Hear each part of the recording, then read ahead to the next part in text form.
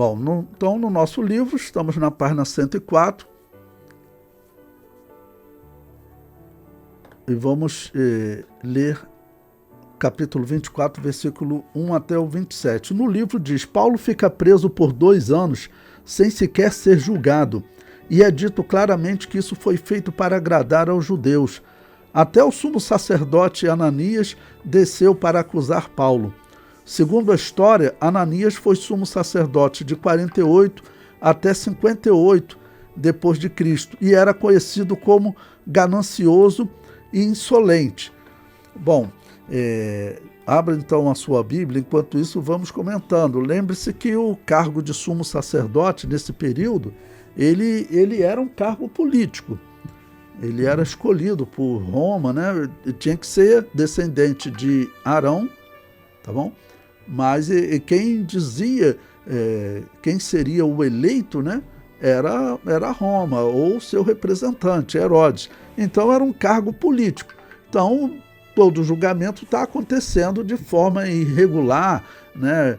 Paulo sendo agredido, tudo acontecendo de forma irregular, como aconteceu com Jesus, né? Porque o mundo da política, vocês sabem como é, né? O mundo da política, o mundo da troca de favores, ele é complicado, né? Normalmente envolve corrupção. E com Roma e com os Herodes, isso era um padrão. Bom, então Atos capítulo 24, versículo 1, diz o seguinte: 5 dias depois, o sumo sacerdote Ananias desceu com os anciãos e um certo Tértulo, orador, os quais compareceram perante o governador contra Paulo. Ou seja, Paulo ele já tinha estado perante o Sinédrio, já tinha sido agredido, né, a mando desse sumo sacerdote. Aí Paulo chamou ele de parede branqueada, que era uma ofensa, né? Alguém que não tem nada, ou como um sepulcro caiado, era um sinônimo de sepulcro caiado, que tinha cal por fora, mas por dentro estava, vamos dizer, com mau cheiro, alguma coisa ruim, né? Tá bom? Então, e eles agora descem e levam um orador. Isso era comum, porque a pessoa, para poder apresentar diante de um juiz, de um rei ou de um governador uma determinada questão, então levava alguém que era especialista em oratória para poder ganhar no julgamento, né? Então levaram um orador para ver se lá diante do governador eles conseguiam acusar a Paulo, né? Ou convencê-lo de que Paulo deveria ser morto, né? Ele é, como nesse caso, um porta-voz dos sacerdotes. Tá bom?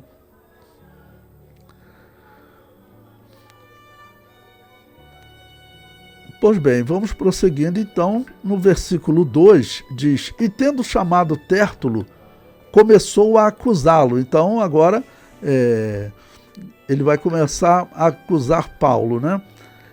Visto como por ti temos tanta paz e por tua prudência se fazem a este povo muitos e louváveis serviços, sempre e em todo lugar, ó potentíssimo Félix, com todo o agradecimento o queremos reconhecer. Esses governadores, normalmente, eles maltratavam os judeus, mas ele aqui fazendo um discurso para elogiar, aquele discurso político. Sabe o que me lembra isso?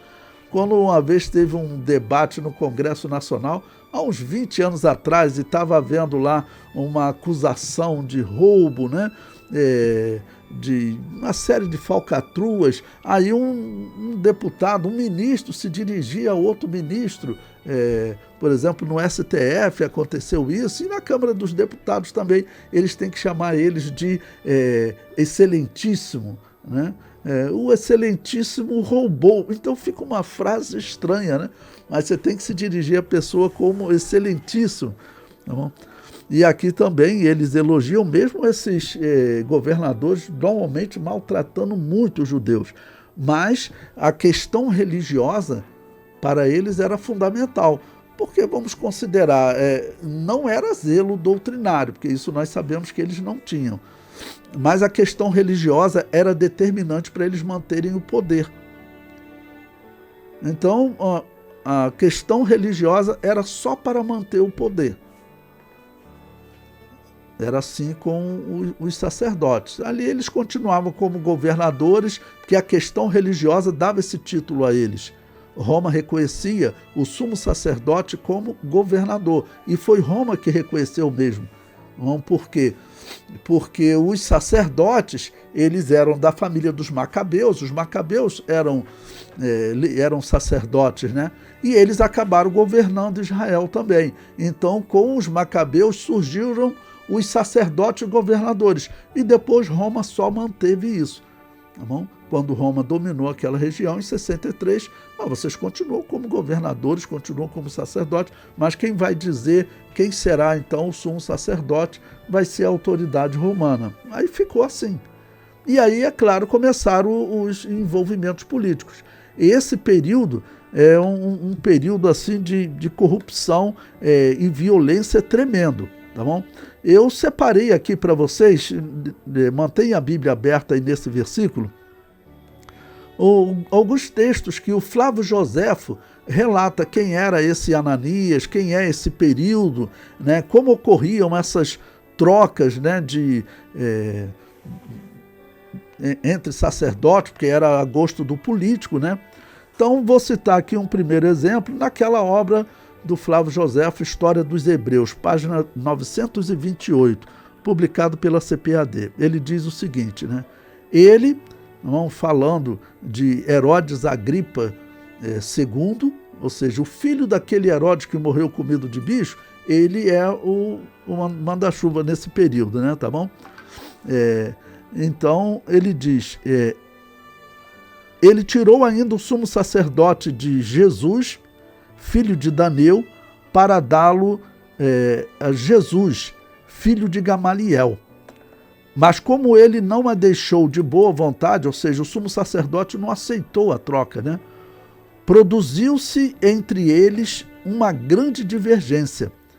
Eles faziam-se acompanhar de homens armados. Olha, isso era o sacerdócio de Israel. Eles faziam-se acompanhar de homens armados, chegavam frequentemente às injúrias e das injúrias aos fatos, ou seja, eles se agrediam, eles se matavam mesmo. Aí começou o quê? Começou uma onda de sequestrar os familiares dos sacerdotes, porque, por exemplo, um grupo, de repente, de bandidos estava ligado a um determinado sacerdote, né? Então, eles, por exemplo, sequestram um parente de um determinado sacerdote e exige, normalmente, uma troca, 10 prisioneiros para eu poder entregar esse parente. Isso era a situação do sacerdócio de Israel nesse período. Veja, o próprio Flávio Joséfo, na mesma página, 928, ele diz: durante uma festa, esses assassinos de que acabamos de falar entraram à noite na cidade e prenderam o secretário de um oficial do exército, que era filho do sacerdote Ananias, tá bom? Esse que mandou agredir Paulo. Tá bom? Então, para você ver como era o sacerdócio nesse período. Eles estão até com luta armada, tá ok? E agora o filho do sacerdote Ananias, né, foi sequestrado, tá ok? Amarraram-no, levaram-no e mandaram dizer ao pai dele que o soltariam desde que obtivesse de Albino, que era o governador nesse período, a liberdade de 10 dos seus companheiros. É mais ou menos o que o Hamas faz hoje. O Hamas, por exemplo, ele está exigindo, ele chegou a soltar alguns sequestrados judeus, né? Mas ele, não, para eu soltar um sequestrado judeu, teve um lá que eles exigiram que fossem soltos 1000 dos presos palestinos. Já pensou? Pois bem, meus irmãos, então eu estava fazendo uma leitura aqui para vocês de um trecho de Flávio Joséfo, que ele está relatando quem é esse sumo sacerdote Ananias, tá bom? Como esse homem agia, tá bom? Que haviam então até, vamos dizer, intriga entre os sacerdotes, entre as famílias de sacerdotes, as trocas, né, que Herodes fazia, e tinha até luta armada. E nesse caso agora, Flávio Joséfo está contando que o irmão do sumo sacerdote, o irmão do sacerdote Ananias, melhor dizendo, nesse período acho que ele não era sumo sacerdote, não sei, ele é chamado de sacerdote aqui por Flávio Joséfo. Então, o filho dele foi sequestrado. Tá bom? O filho dele foi sequestrado e exigiu que fosse entregue, então, 10 dos seus companheiros, ou seja, 10 pessoas que faziam parte desses revoltosos, essa violência toda que estava em Jerusalém nesse período. Tá bom? Aí Flávio Joséfo continua, né? Que então eles sequestraram, eles viram, esse plano deu certo. Albino, vendo a necessidade em que Ananias se encontrava de lhe fazer esse pedido, concedeu-lhe. Isso foi causa de muitos males, porque os ladrões sempre encontravam novos meios de apanhar parentes de Ananias e só os restituíam com semelhantes trocas. Assim, seu número cresceu ainda mais. Sua ousadia aumentou também na mesma proporção. E 1000 males eles causavam a toda a província. Então, para você ver como estava o sumo sacerdócio nesse período. Esse Ananias, que é esse homem que está agora, esse sacerdote que está agora acusando o apóstolo Paulo, e que nesse momento é sumo sacerdote, né? Nesse momento da acusação de Paulo. Bom, então o versículo 3. Estamos lendo agora Atos capítulo 24, lemos o versículo 1 e 2. O versículo 3 é esse discurso, né, do orador que foi representar o sumo sacerdote, ou seja, alguém que fizesse uma defesa bonita, porque ele queria de qualquer maneira matar Paulo. Porque o que Paulo estava fazendo, lembre-se que eu comentei para vocês em outro momento, que existe a possibilidade, alguns historiadores colocam que Paulo ele teria sido até citado no Talmud, mas não pelo nome, mas por um grande discípulo de Gamaliel. O Talmud é um livro da tradição judaica, que reúne a tradição judaica, né? Livro que contém uma história de diversos rabinos, e ele é muito utilizado entre os acadêmicos judeus, tá bom? E essa obra diz que Gamaliel tinha um grande discípulo, um discípulo que era de uma inteligência assim tremenda, mas não fala quem é esse discípulo. E existe a possibilidade desse discípulo ser Saulo de Tarso. Então, por que do ódio também? Saulo de Tarso seria aquela pessoa que, quando ia debater as questões que eles estavam ali interpretando, se Jesus era o Messias, ou se o Messias ainda virá, ou se o Messias seria uma era e não um homem, que são as coisas que eles debatiam na época, né? Vamos dizer, agora o apóstolo Paulo era a pessoa que nos debates deixava eles sem argumento, vamos considerar assim, tá bom? O apóstolo Paulo era aquela pessoa que deixava eles sem argumento.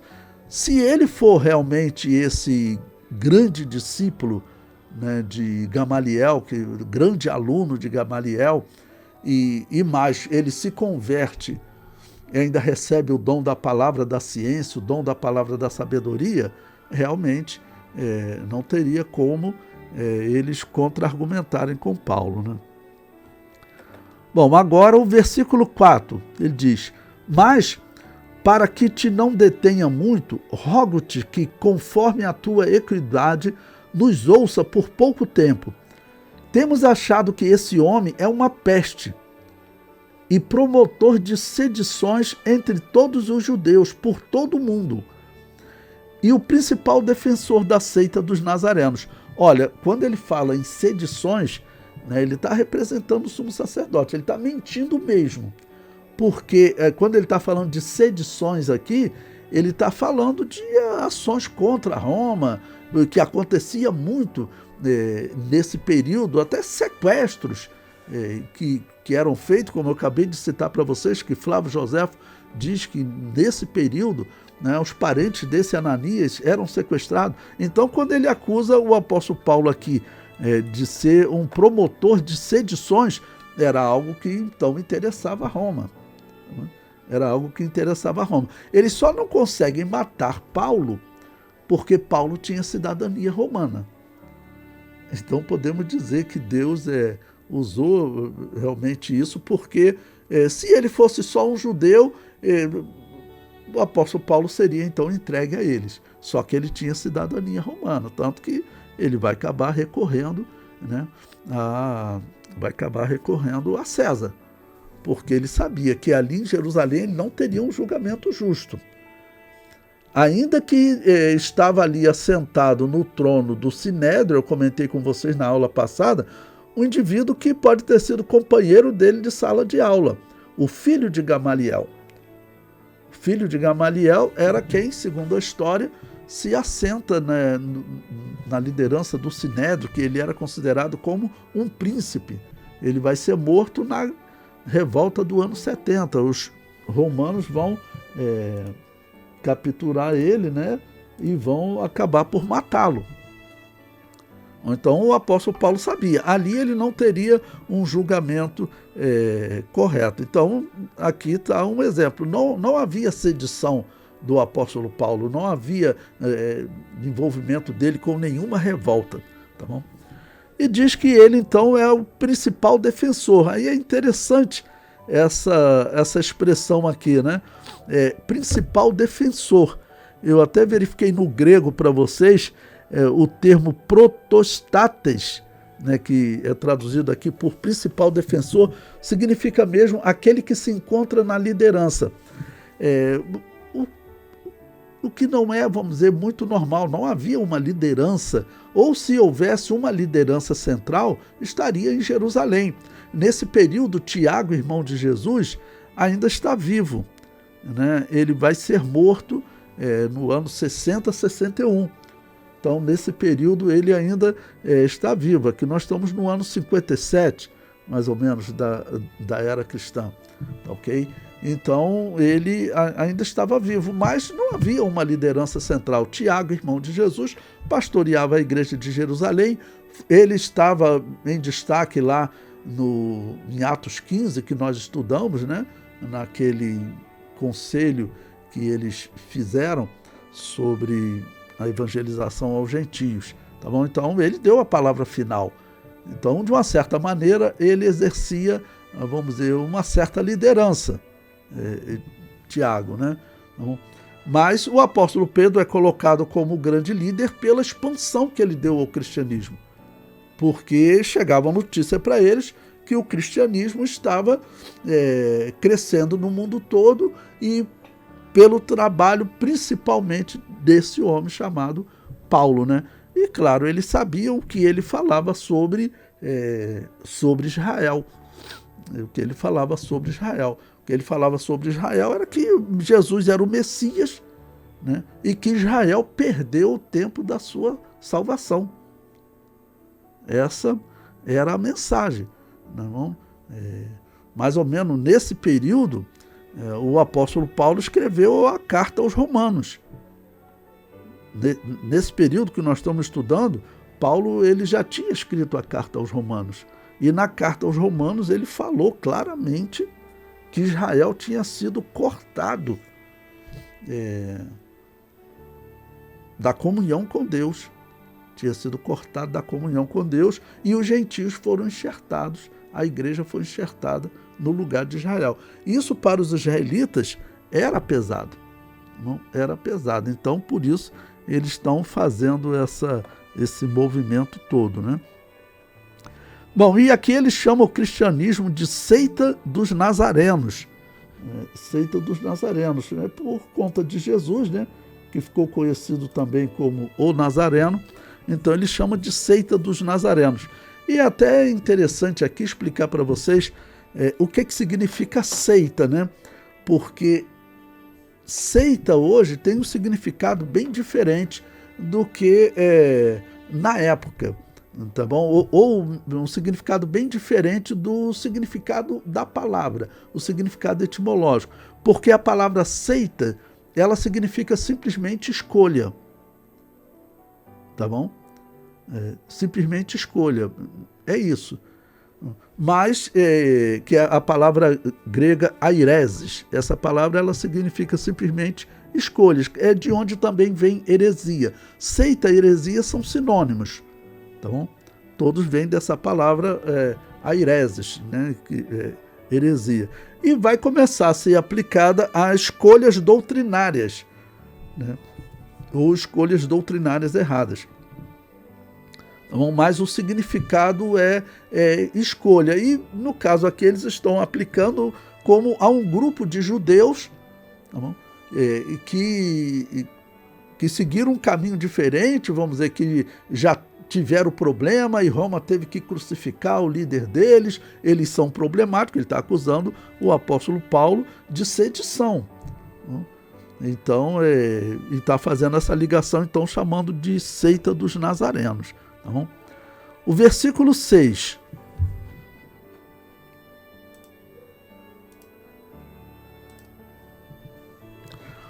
O qual intentou também profanar o templo, e por isso o prendemos, e conforme a nossa lei o quisemos julgar. Mas sobrevindo o tribuno Lísias, nolo tirou dentre as mãos com grande violência. Foi a salvação de Paulo, porque eles iam matar Paulo ali, né? Por isso eu li para vocês aquele texto de Flávio Joséfo, que ele relata que, vamos dizer, se formaram quadrilhas dos sacerdotes. E aí tirou um determinado indivíduo do cargo de sumo sacerdote, colocou outro. O que esse fez? Pegou em armas. Ele e os companheiros deles pegaram em armas contra aquele outro sumo sacerdote. Então, a violência ali era comum. Eles iam matar realmente o apóstolo Paulo, né? O versículo 8.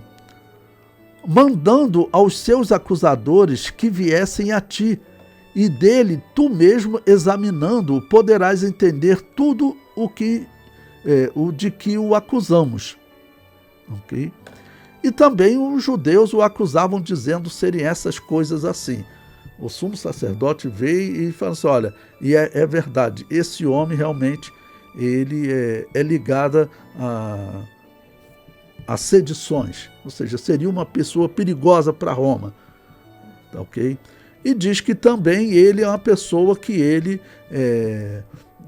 não respeita a religião de Israel, ou seja, estaria profanando o templo. Tudo mentira, porque eles acusaram o apóstolo Paulo de introduzir um gentio numa área do templo que era proibida. E isso foi mentira, foi invenção deles mesmos. Como nós vimos que eles fizeram com o apóstolo Paulo em diversas cidades, né? Eles fizeram em diversas cidades.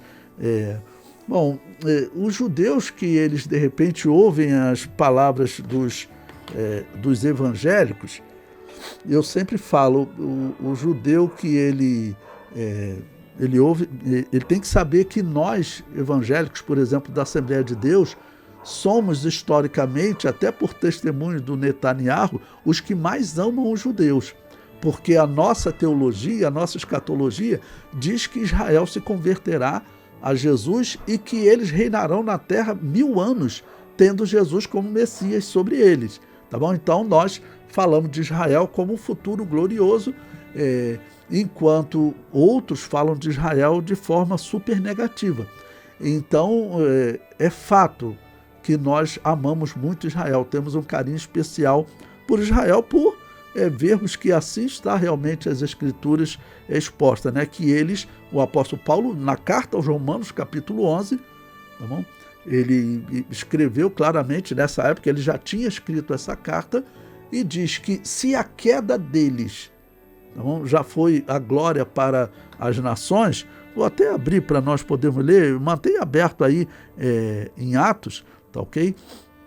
Então o apóstolo Paulo já tinha escrito aos romanos nesse período, né?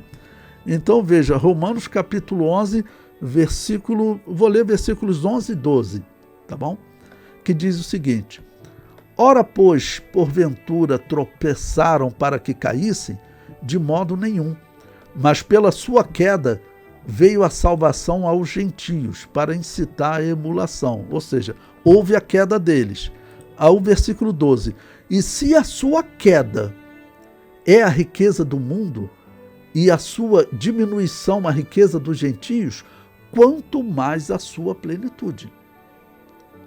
Então, é por isso que a igreja cristã de verdade, ela prega que Israel vai ter um período de plenitude no futuro, porque o apóstolo Paulo está escrevendo isso aqui bem claramente, né? Diferente da interpretação daqueles que dizem que não. Então, o judeu, repetindo, o judeu que ouve o que nós evangélicos da Assembleia de Deus falamos sobre Israel, vamos dizer, é uma constatação de erros que realmente não tem como ser negados. O sumo sacerdócio tinha virado política. O sumo sacerdócio era dominado por uma família uma família de saduceus que desacreditavam na maior parte das escrituras do Antigo Testamento. Para eles, o livro do profeta Isaías não era inspirado por Deus. Isso é um erro gravíssimo. Então, o judeu que ouve quando nós evangélicos criticamos, ele tem que olhar para essa história e realmente falar, esses homens realmente não tinham como eles interpretarem corretamente a chegada do Messias, porque eles eram só políticos.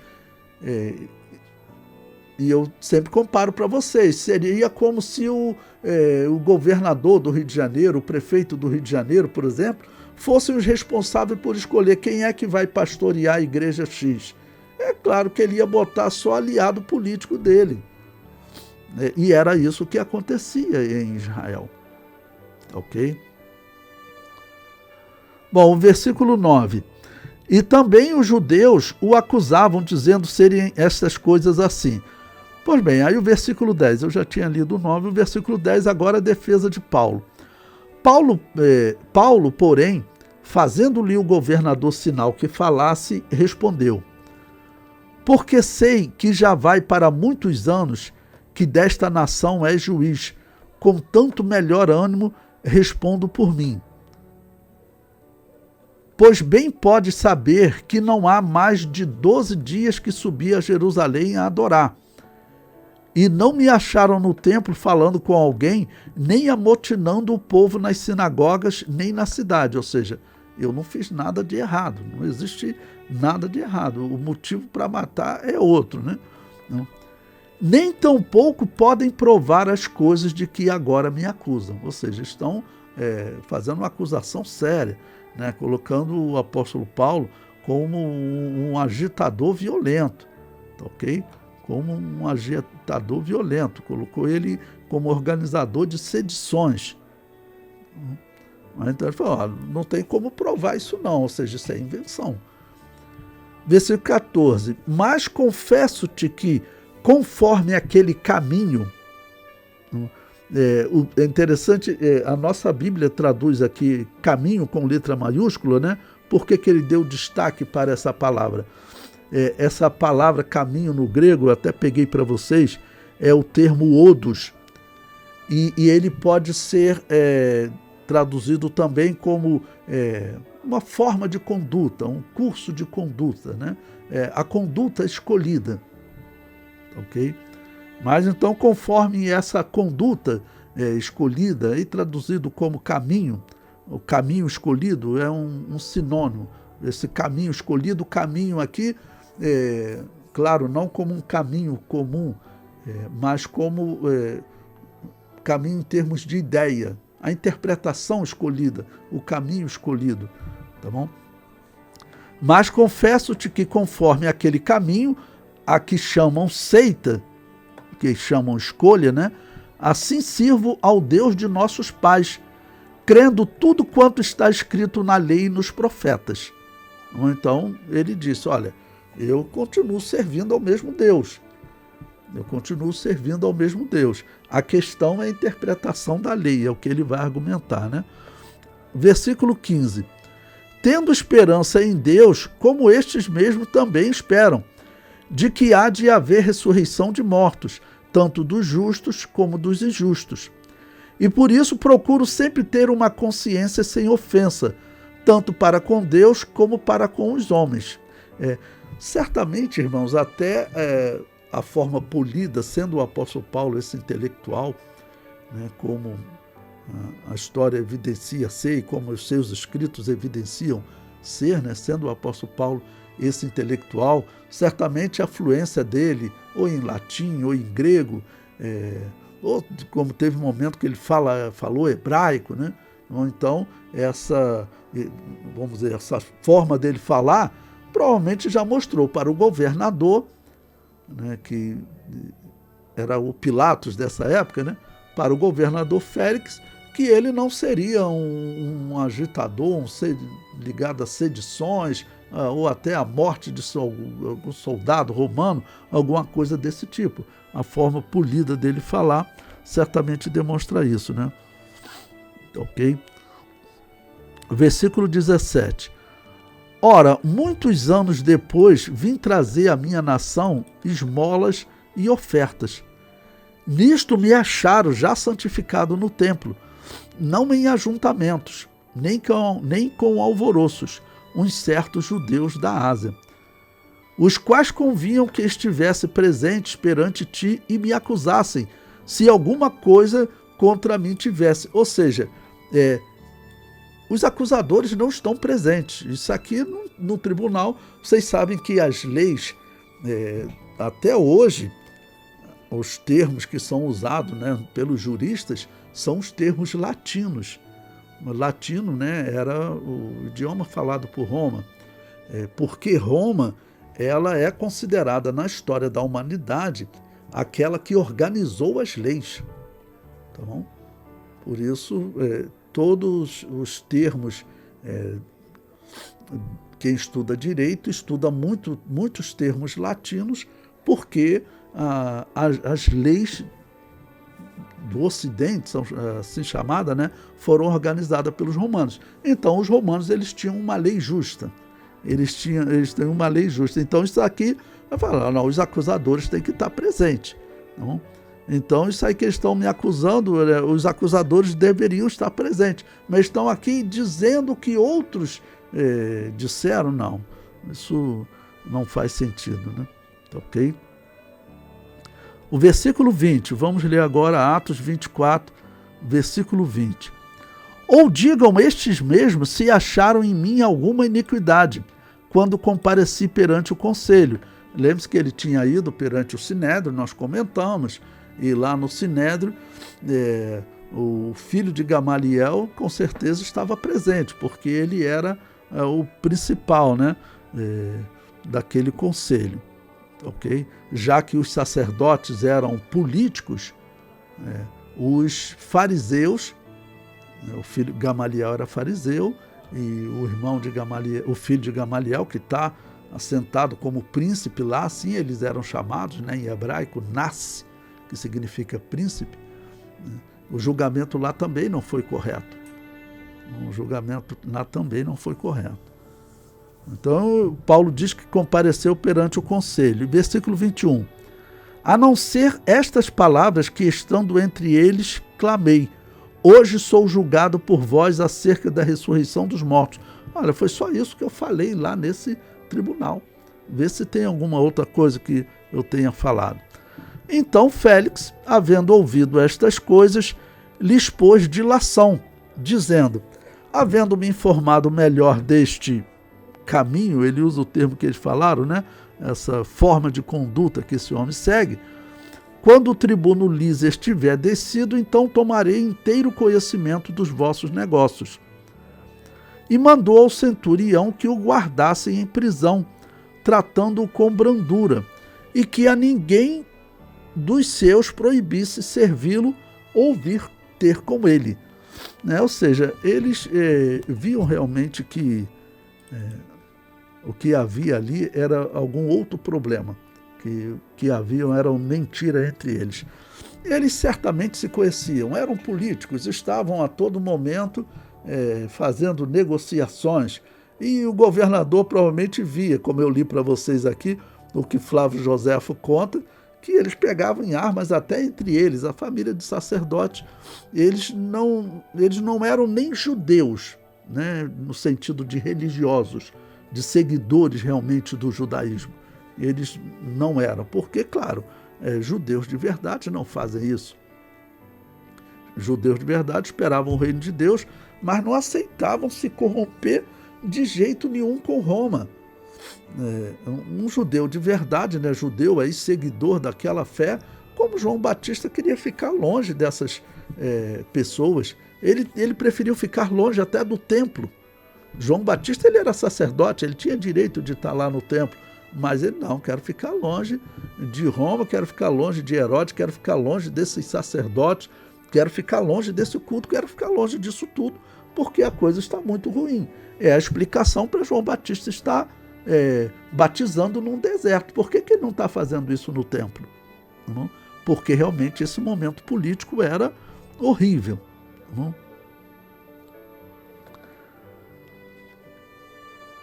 Pois bem, o versículo 24.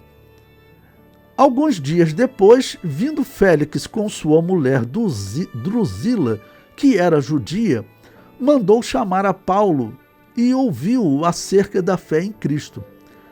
E tratando ele da justiça e da temperança e do juízo vindouro, Félix, espavorido, que significa amedrontado, né, respondeu: por agora vai-te e em tendo oportunidade te chamarei.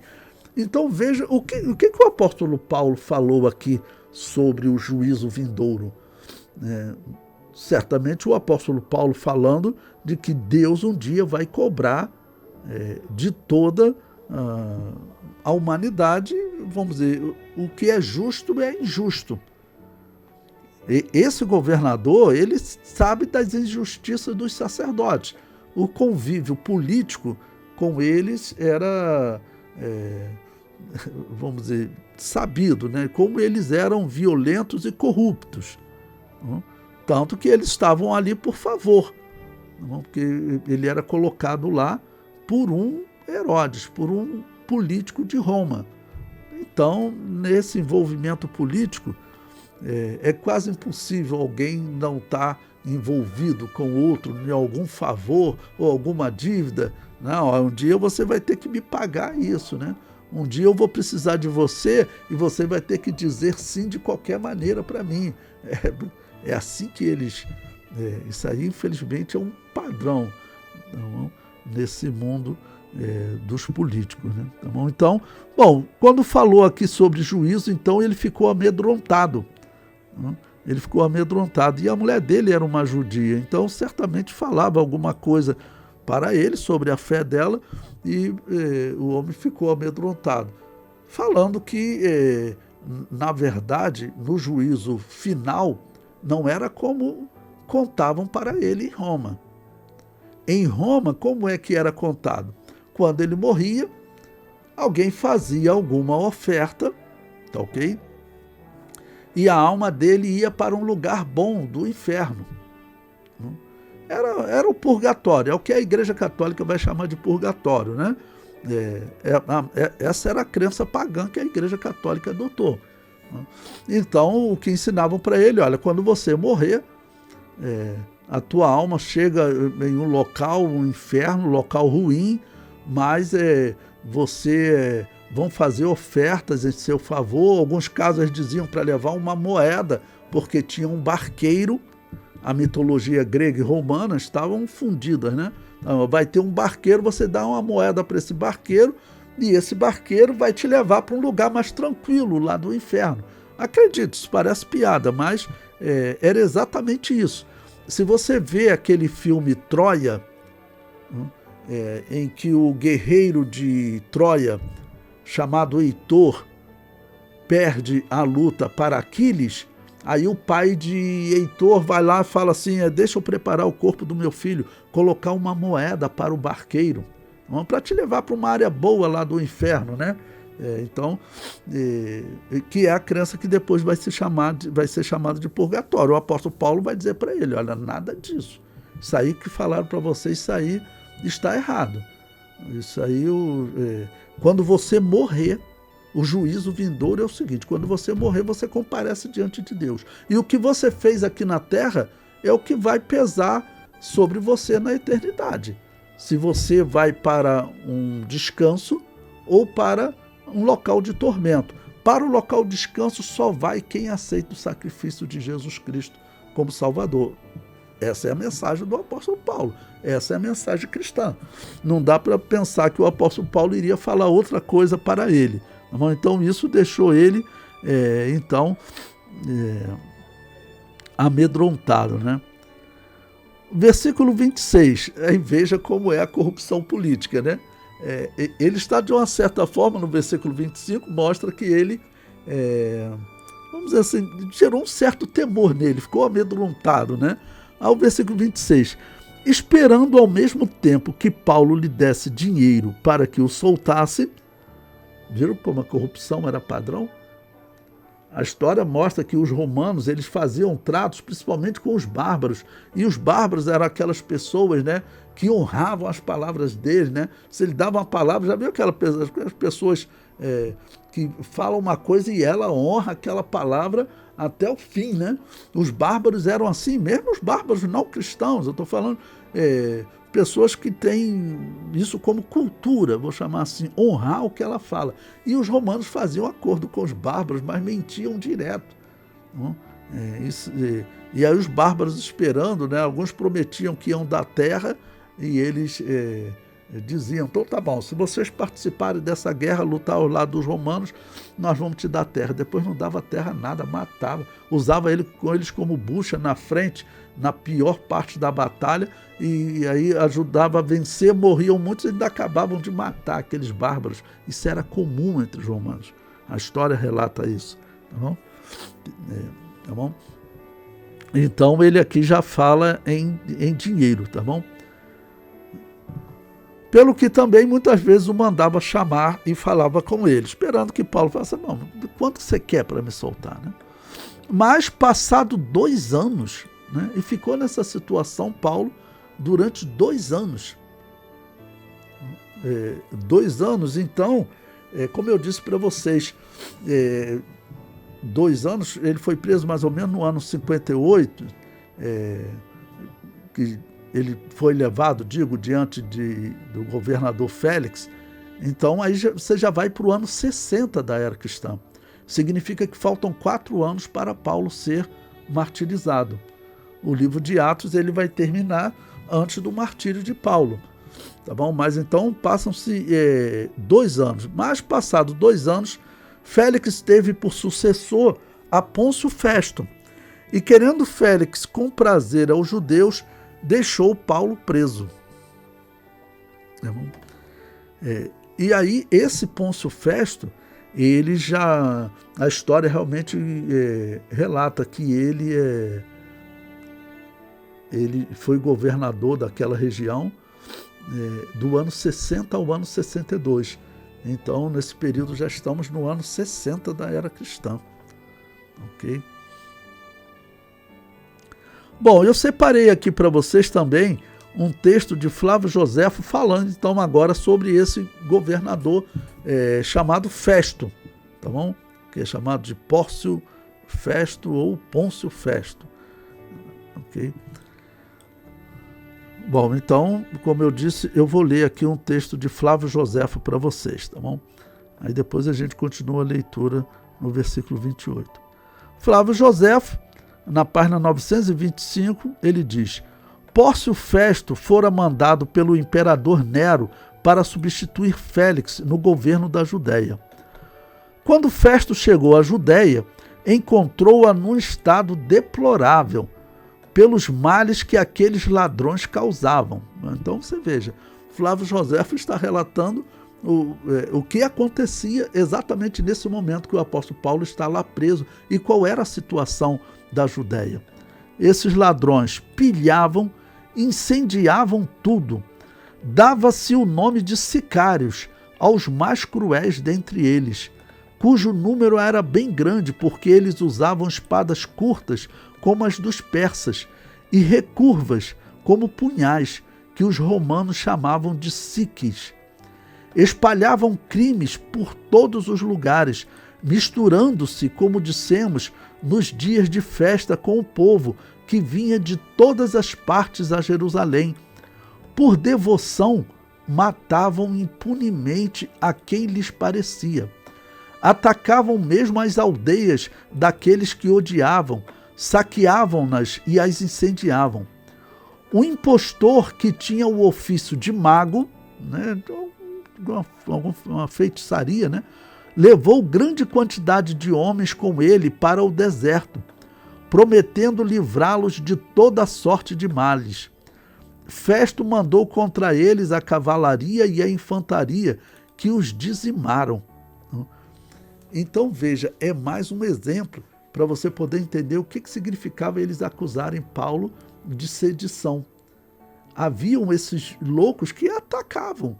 Então, se estivesse andando 4 soldados romanos, eles atacavam esses soldados romanos. E às vezes, sendo 50, né, às vezes 200, eles acabavam conseguindo levar vantagem, e assim surgiam morte de soldados romanos. E aí também os romanos eram implacáveis. Quando capturavam, era então muita morte, né? Então, como eles mesmos aqui, então, foram dizimados, foram mortos muito deles, tá bom? Bom, então, o ano 60 da era cristã, e nesse período também está sendo escrito o Evangelho de Lucas. O Evangelho de Lucas está sendo escrito nesse período. É o terceiro dos evangelhos a ser escrito. E algumas epístolas o apóstolo Paulo já escreveu, como Gálatas, Romanos, mas algumas epístolas ele ainda vai escrever quando ele estiver preso em Roma. Ok?